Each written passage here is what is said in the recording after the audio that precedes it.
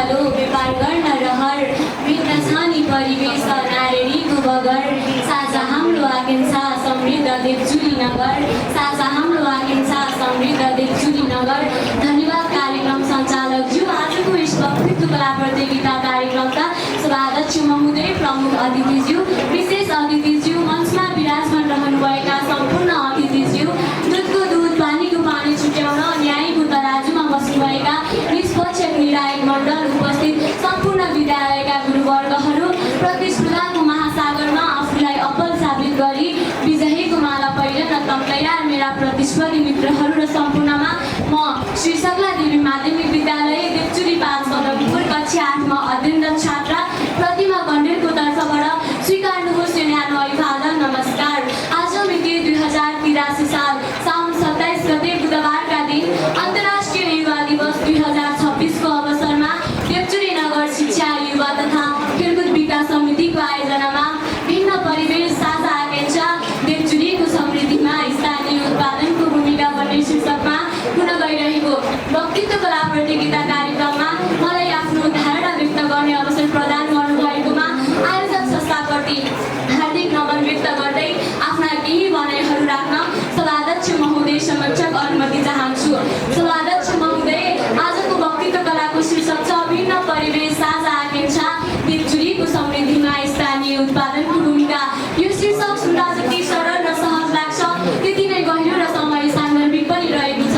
साझा आकांक्षा अथवा सम्मान चाहनाहरू भूगोल, सांस्कृतिक र आर्थिक अवस्था जस्तो सुकै भए तापनि हरेक मानवको भित्री चाहना भने सम्मान हुन्छ।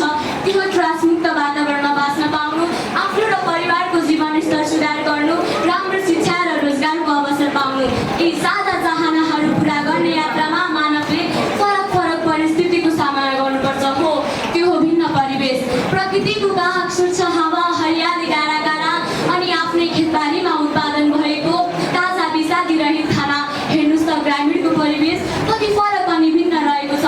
मलाई अघि गाडीमा आउँदै गर्दा लागेको थियो त्यो बाहिरी खानाले बिग्रिएको हाम्रो शरीर अनि यहाँको अर्ग्यानिक खाना।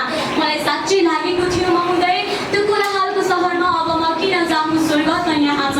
सभाध्यक्ष महोदय, कृषिमा सुन्तला, आँप, केरा, भुइँकटर, मह, दुध र मासु, हस्तकलामा डोको, नाम्रो डाला, माटाका भाँडाहरू देवचुली नगरपालिकाका स्थानीय उत्पादनहरू हुन्। नगरको आर्थिक विकास र समृद्धिका लागि देवचुली नगर स्थानीय उत्पादन देवचुली नगरपालिकाको मेरुदण्ड हो। देवचुली नगरपालिका मासु, दुध र महमा आत्मनिर्भर भएको नगर हो। यहाँ भिन्न परिवेश भएका बन्दीपुर, कीर्तिपुर, बाराकोट र बेलसुवारमा उत्पादन भएका स्थानीय उत्पादनले नगरको अर्थतन्त्रलाई चलायमान बनाएको छ। स्थानीयको कुरा गरिरहँदा महोदय, बन्दीपुरको डाँडाकाँडा पाखापाखेर हेर्ने हो भने औषधि गुणले भरिपूर्ण अनि फल, केरा र भुइँकटर प्रशस्त मात्रामा रहेको छ।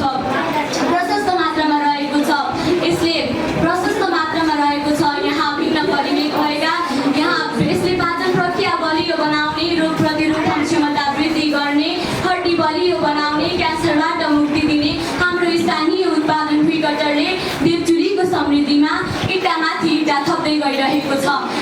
किसानहरूले उत्पादन गरेका वस्तुहरूको बजार र प्रसारको कमी, प्रविधिको अभाव, सस्तो आयातित सामानसँग प्रतिस्पर्धा जस्ता भौगोलिक कठिनाइको परिस्थिति सामना गर्नु पर्दै आएको छ। सभाध्यक्ष महोदय, अस्ति भर्खर म नगरपालिका गएको थिएँ जहाँ पहिला चिसो र चियाको प्रयोग हुन्थ्यो भने अस्तिमा जाँदा दही र पानी दिँदा म अचम्म परेँ। हेर्नुहोस् त देवचुली नगरपालिकाले स्थानीय उत्पादनलाई कति महत्त्व दिएको छ।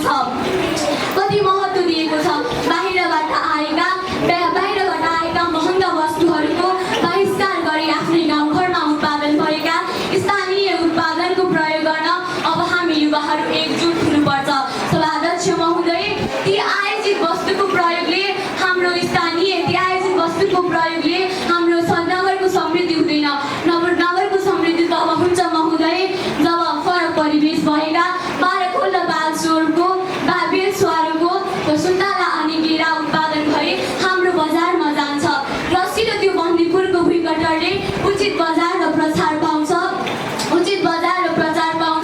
देवचुलीका जडीबुटीहरू प्राकृतिक चिकित्सालय रहरमा पुग्छ। कीर्तिपुर र कुमसोत